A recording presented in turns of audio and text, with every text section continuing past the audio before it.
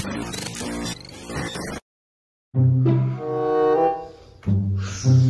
morning mga kapips. Silipin natin yung labas.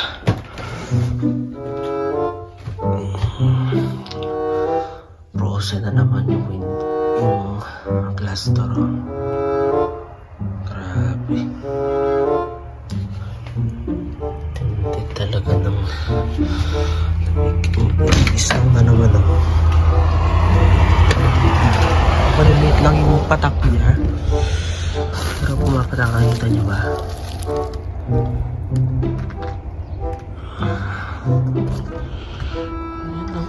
Patakan na naman sila ng patakan, no? Ang lamig ka. Ang tindi ng lamig na. Minus 27, 28, parang ganun. So yun ngayon. Ang situation namin. Wala akong gloves. Grabe ang lamig. Nakapanginig na mo to. Lamig ka. Ayan, pakita ko lang sa inyo. Pakita ko sa loob kasi sobrang lamig. Wala akong gloves. Grabe. Kapal na naman ng snow. Kanina nagpuna si Kuya. Nag-shoulder na siya. Pero namumuuna naman yung snow. Ayan, yung bike ko yan. Grabe. At least mas mababa ngayon kasi last 3 days ago talagang minus 40, 41, 43 hanggang 43. Ganun dito. Alberta yung pinakamalamig. Ayan, grabe na. Amin yung pinakamalamig na lugar dito sa Canada for the past 20 years. Grabe. Ayan, sarado ko muna. Malamig kasi. Malamig talaga.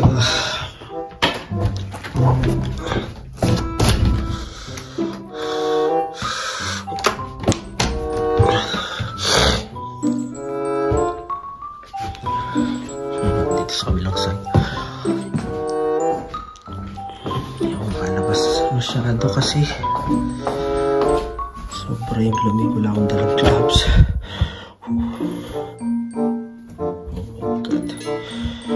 Hindi masyado yung snow. Hindi siya ganang kalaki yung patak niya. Pero grabe naman kasi yung lamig. Yung temperature, grabe talaga. O yan. Yan yung other side.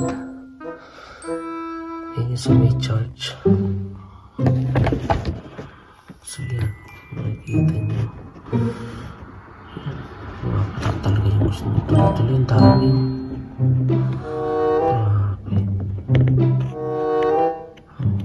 Ang dami niya, oh. Grabe. Ayaw akong malinaw dito sa beach, pero tuloy-tuloy yung patak niya. Masasakyan. Kailangan talaga nakakon dito.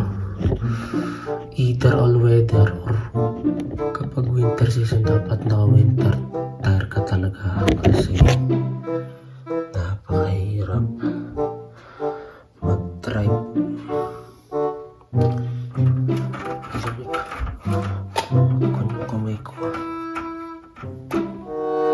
Hindi kasi natakot yung frostbite.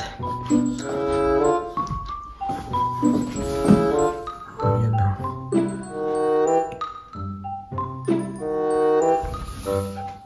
Grabe nung isang araw yung katrabaho nagkakwenta sa akin.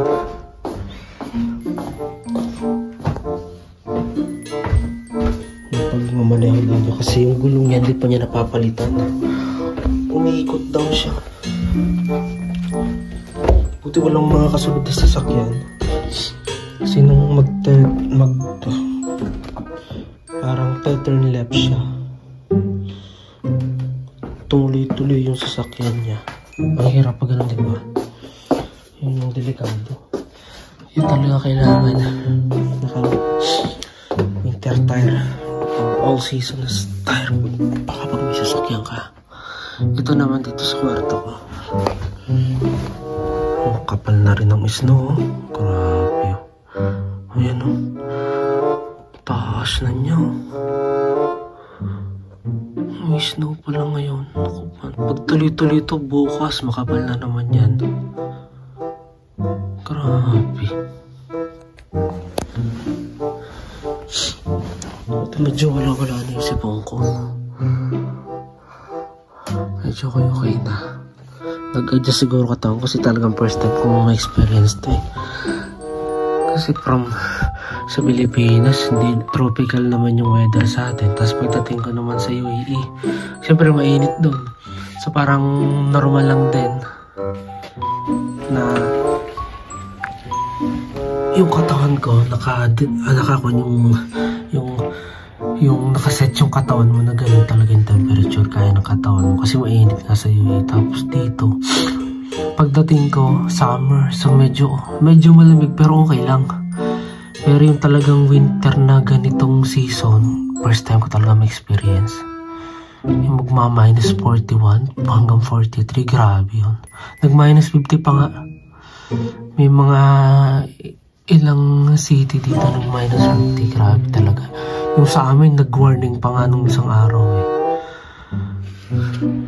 Na yung electricity, bawasan ng mga gumagamit kasi prone kami na mag-brown out. Tapos, the next day, nung naka-duty ako, nag-alert na naman na makakararaso kami ng severe cold weather. Pinag-iingat yung lahat. Buti hindi kami nagsarado ng maaga kasi the day after that 4 hours lang yung duty ko. Buti na kompleto ko pa yung 8 hours. Kahit paano yung mga customer pa rin namang dumadating. Pero yun nga lang talaga yun ang medyo downside kapag winter, apektado yung business. Yung aming gasolinahan, hindi nga nagpapump. Nung last duty ko nung Monday, hindi siya nagpapump talaga. So, sarado yung gasoline station namin. Ang open lang is yung ESO. Yung convenience store lang, tsaka yung sa amin, yung cafe. Yung mahirap. Ay, necessary pa naman talaga yung gasolina dito. Kaso due to weather condition nga, yun yung mahirap. Hindi lahat nagpa-function talaga. Yung mga construction and dairy farm, yung mga agriculture, yun ang medyo mag-a-adjust pag ganito kasi normally seasonal job yung ganon. So kapag summer, okay, makakapag-work. Pero kapag ganitong winter, yung may mga nag-layoff nga daw eh, yun nakakaawa. Kapag PR ka na okay lang, na kung wala pang work, kung ma-layoff, at least andito ka pa rin sa loob ng Canada. Pero kapag foreign worker, yun ang mahirap. Buti kahit pa paano sa akin, nasa food industry, tsaka yung nasa loob kami ng ESO which is open 24 hours, kaya talagang magbubukas pa rin at magbubukas sila kasi may customer talaga papasok kasi open siya ng 24 hours. At isa pa, yung business lang namin yung bukas ng 24 hours kahit yung cafe namin hanggang 11 hanggang 9:30 bukas pa rin. Karamihan kasi dito yung business nagsasarado na alas 6 pa lang sarado na. Ay ba alas 5. Yun yung medyo advantage ng trabaho. Grabe. Talaga. Medyo malabo. Hindi siya masyadong kasi may screen siya. Hindi ko mabuksan kasi sobrang lamig eh. Ayan ako, makikita niyo yung patak ng snow. Maliliit siya pero tuloy-tuloy. Talagang bumabagsak siya. Grabe. Ayan o. Yung mga heater dito, kailangan laging nalilinis pala. Kasi hindi siya pwedeng matampakan ng snow. Kasi pag nagyelo tapos hinayaan mo, yun yung nasa taas na yun. pag hinayaan mo siya tapos napasukan ng snow tapos namuo, tapos di mo tinanggal yung syempre heater, init, usok yung ibinubuga niya, pasok niya sa loob ng yan, yung parang yung hose na yan, pagpasok dyan sa loob niyan magiging tubig siya, so pasok niya sa loob ng bahay. Medyo delikado kasi makakasira ng equipment yun. Sa ganitong weather, necessary pa naman talaga yung pagkakaroon ng heater, kaya hindi kami pwede rin mag brown out kasi most of the appliances here ginagamitan talaga ng electricity. Hindi masyadong uso dito yung gasol. Sa lahat ng mga napunta kong bahay, karamihan talaga gumagamit. Kahit sa trabaho namin, puro electricity ang gumagana eh. Gagamit ka ng grill, electricity. Magluluto ka sa mga oven, puro electricity. Yung mga pagpiprito namin, yung mga frying, yung pagpaprite ng mga fried products, electricity pa rin yung ginagamit. Ayan, naputol yung usapan natin. Nag-aalam kasi ako ng 11:30 at saka 12. Usual kasi nga ang duty ko is 1. So yun ang ginagawa ko. Hindi pa naman ako hanggang bukas. Hanggang ngayon pala, Merkulis pala ngayon. Bukas pasok na ulit. Kita niyo yung snow, bundok no.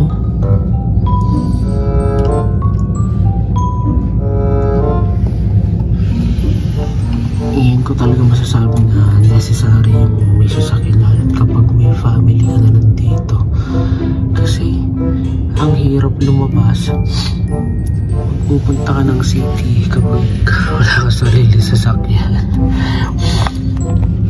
Wala naman ditong mga taxi, bus, mahihirapan talaga.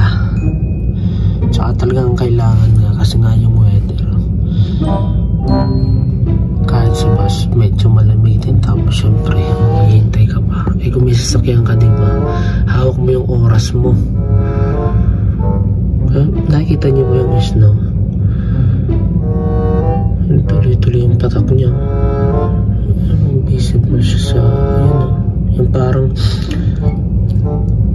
mga brilliant na nagkikinang-kinang yan is yung mapatak na yan. Grabe yung usok ng ganito sa kapitbahay ko. Ayan o, ayan, yun sa heater nila. Oh grabe o, hindi talaga pwedeng may hangin pa o. Papuntang east yung hangin dito. Ayan o, nakikita nyo, hinahampas yung snow ng hangin o.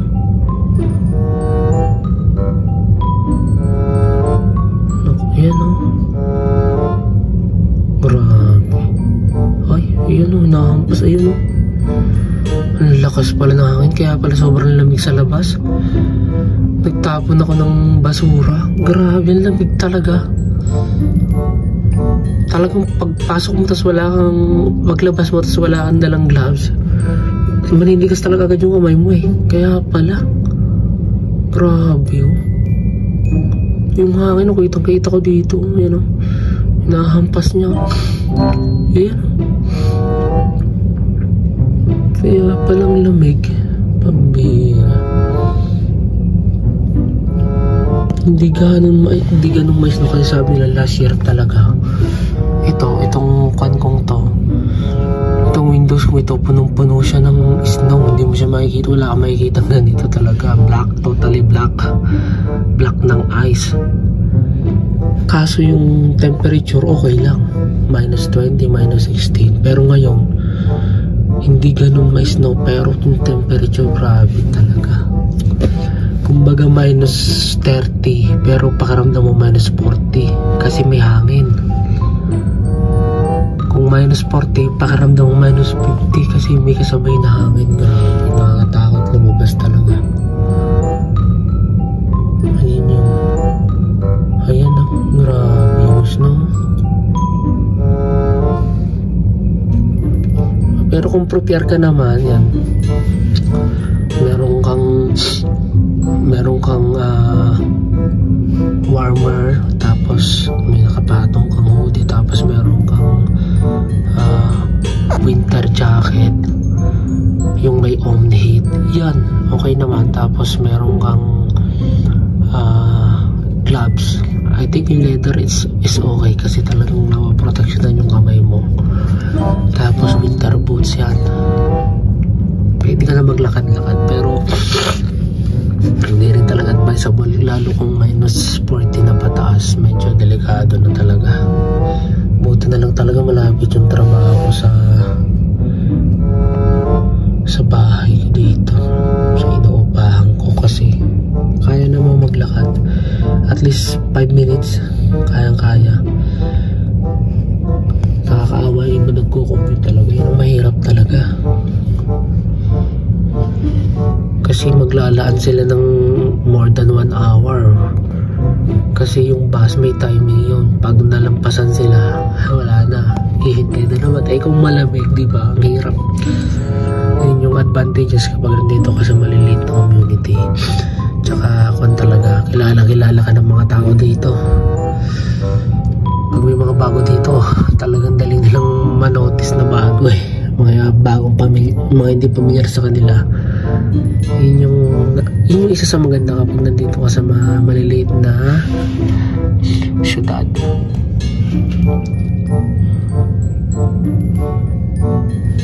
Pag may mga activity, may mga gathering, yun, bilong ka. Updated ka lagi sa mga happenings dito. Kilala ka ng lahat dito. Magiging kaibigan mo lahat dito. Eh kung nasa city ka, ultimo kapitbahay mo, hindi mo kilala. Yun yung mahirap, diba? Yun yung isa sa naging advantages ko dito. Yun yung nakikita kong maganda. Yan, kahit ng mga ex-mayor dito, pakalat-kalat lang, kilala ka, di ba? Nakakatuwa lang. Grabe yung hangin, tuloy-tuloy oh. So yan, update ko lang kayo dito sa happenings ko dito. Today is January 17 dito sa amin, Wednesday. Yan yung latest update ko sa inyo. Tuloy-tuloy yung snow, may kasamang hangin siya. Minus 26. May mga stock pa naman akong pagkain. Okay pa, may bigas pa. Bigas is life sa mga Pilipino dito. Yan. Tsaka medyo malapit lang din naman.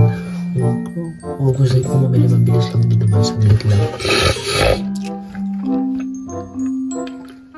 So yun lang muna update ko sa inyo.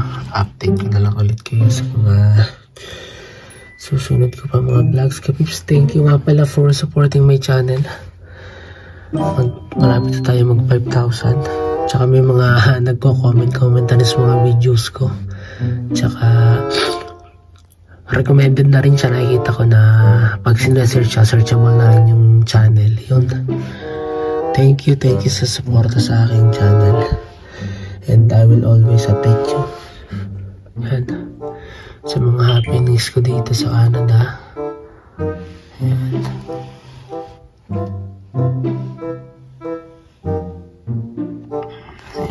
Nakakalahating taon na rin pala ako dito.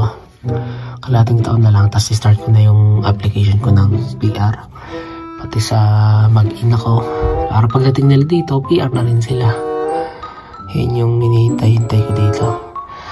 So, dito na lang muna. Salamat mga kapips. And please subscribe and like this video kung napanood nyo, tagustuhan nyo.